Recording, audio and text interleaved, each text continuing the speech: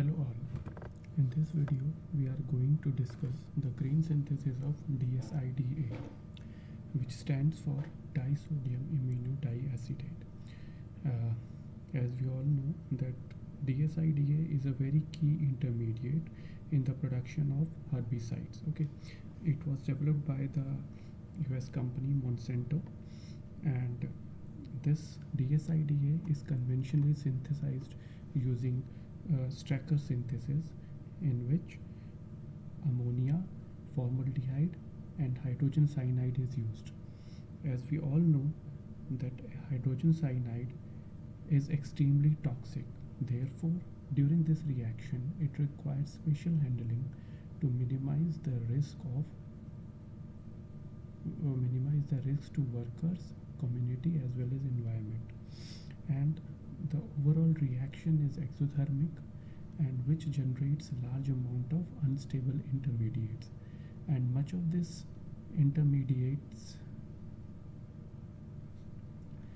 and the overall process generates up to 1 kg of waste for every 7 kg of product. Not only this, the waste which is generated here contains traces of cyanide and formaldehyde, which must be treated prior to the safe disposal. Therefore, in order to avoid all these situations, green synthesis, or we can say the green method for the synthesis of disodium imino-diacetate has been developed.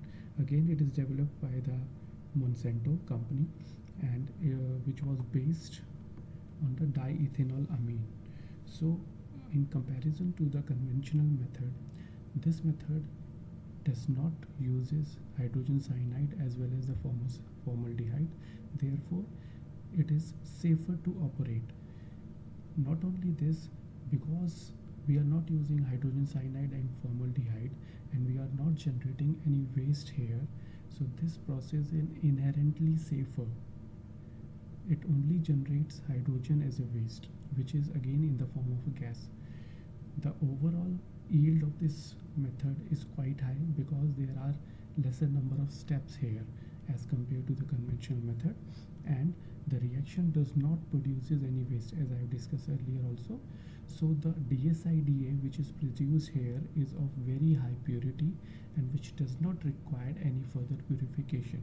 So it is ready to use for subsequent processes. Thank you.